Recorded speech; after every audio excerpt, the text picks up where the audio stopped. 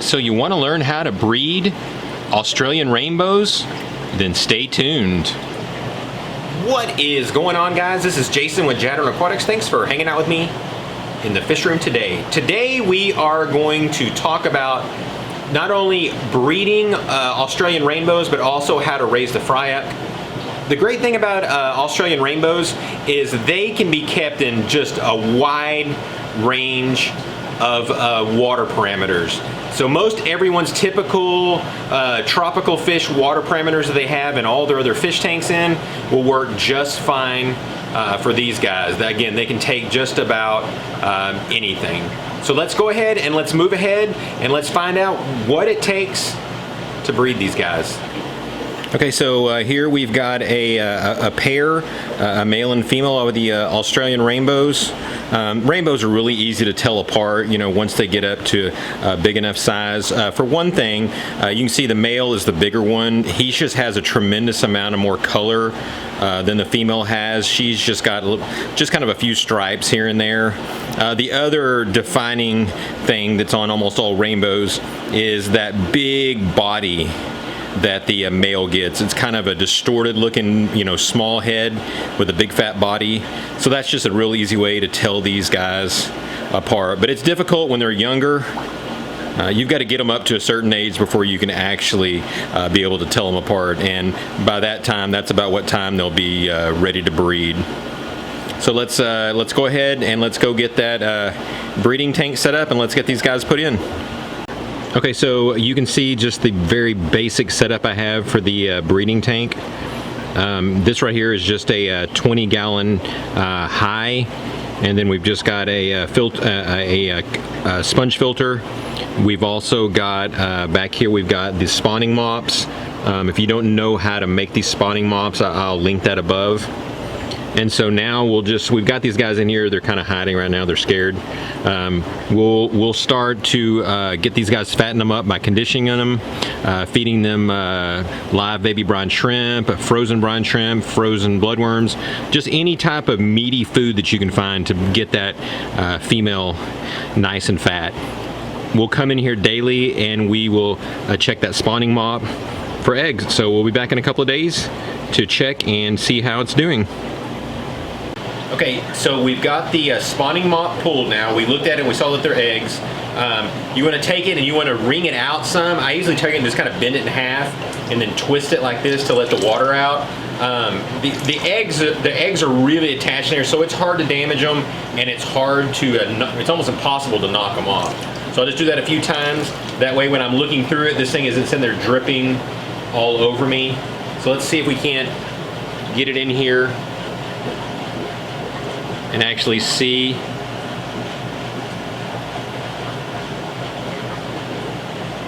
You guys can see it's just covered in eggs.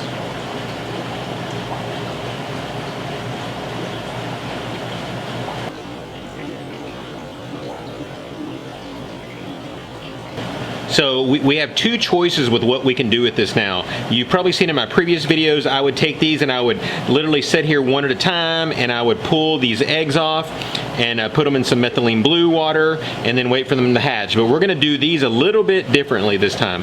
So let's move over to the next tank so I can show you what we do with them. Okay, so we've taken the spawning mop and we've put it into this, this is actually a 4-gallon, just a glass cube aquarium. You can use a bucket, you can use anything in the world as long as it holds enough water to be able to get that whole sponge, or that whole spawning mop underwater. Now again, this is a different way of doing it.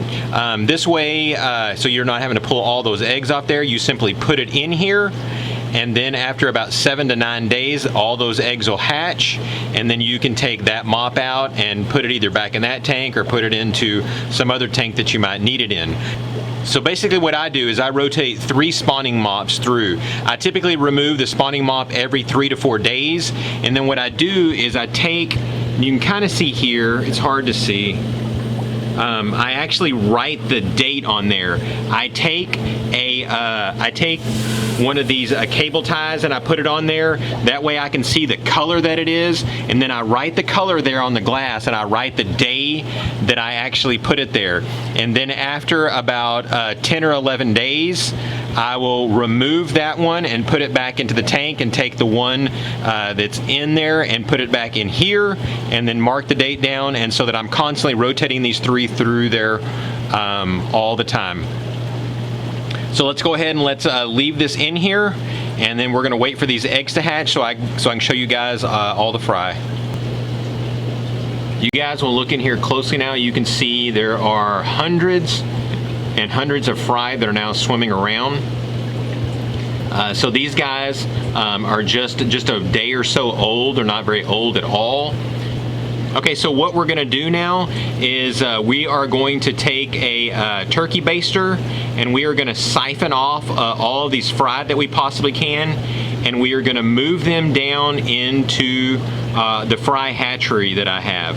So let's go ahead and let's get those guys caught and get them moved down to the fry hatchery so we can start the feeding and growing process. All right, so we got those guys removed and put into the fry hatchery. If you guys have not seen this before, I'll link this above. You know, I've got multiple types of things, types of eggs and stuff that I'm actually hatching out in here. And so the next step we need to talk about is what are we going to feed these guys. So let's talk about that a little bit. Okay, so what I like to use is golden pearls. This is just a mixture of stuff. You can see all the different ingredients they put in it, but this stuff is specially made so that it's extremely small, so even the smallest of fish can actually eat it. And also the way it's prepared is it's made so that this stuff floats on the surface, and again, once you put it in there, it is so tiny you can't see it, but you could, right as you put it in, it'll spread real quickly all over the surface, and then you kind of can't even see it again. I'll link this above so you guys can find this. This stuff comes in all sorts of different sizes. Like this one is 5 to 50 microns. It's the smallest that there is. If you wanted to raise your fry up on this stuff, you could buy all the different sizes in between and just gradually move your fish up. But I like to get mine on baby brine shrimp as fast as possible because that yolk sac that's produced by the brine shrimp is just fantastic for baby fish and their health and their ability to grow fast. And so let's go ahead and let's feed them so you can see kind of how this stuff works. Okay, so what I like to do is I like to remove the golden pearls and put them in a different container that has a lid on it like this one.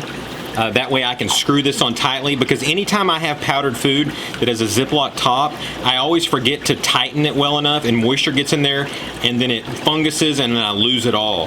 So I take this and I filled this up, you know, maybe halfway, because this stuff will last forever, and then I take the bag and I seal it good and I put it in the refrigerator so that if I mess this up, I know I've still got some rest in there. Some of the Hikari first bites that you use, that happens to me all the time. And so what I like to do is, this is what one of my subscribers actually showed me, is just this fantastic way of feeding this stuff because it's so fine. What I've done is, you can see I actually had this Velcroed here so that I don't lose it. This is one of my wife's fancy makeup brushes. I think this is actually a Clinique brand, so this is probably like $5,000 or more.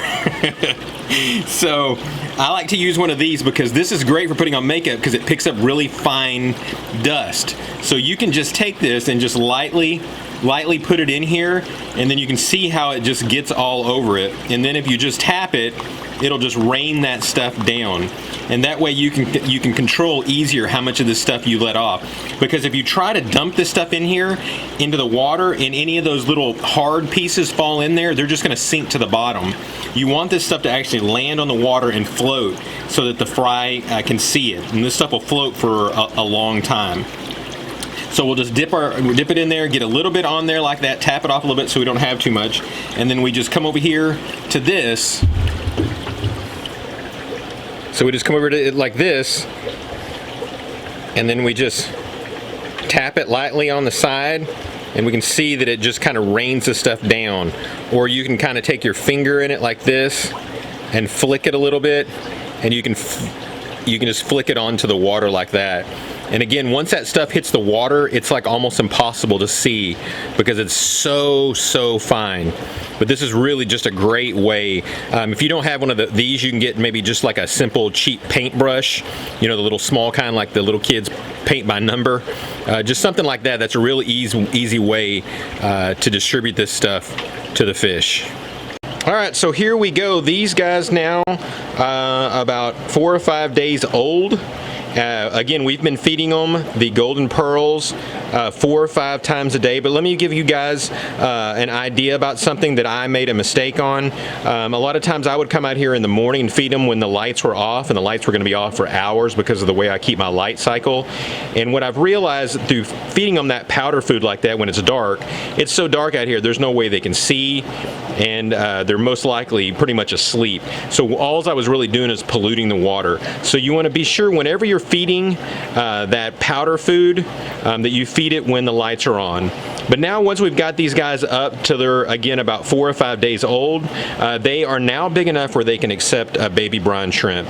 And so we'll start feeding these guys baby brine shrimp 3 or 4, maybe even 5 times a day. But again, the good thing about feeding baby brine shrimp is those you can actually put into the water when the lights are off because they'll swim around for quite a few hours before they actually die. So by the time the lights come on, those things will still be swimming around, and they will be able to hunt them down and eat them.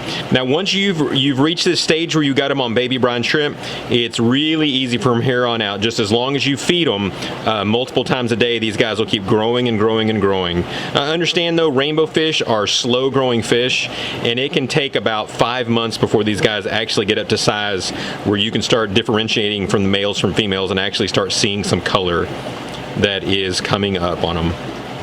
Thanks again, guys. I really appreciate each and every one of you. You guys are absolutely awesome. I mean you. And you and you and you. You guys make this so much fun. I love the way you guys comment. It just makes it so enjoyable to really feel a part of a community. So if you guys have any questions or comments, be sure and leave those down below. So thanks again, guys, and God bless.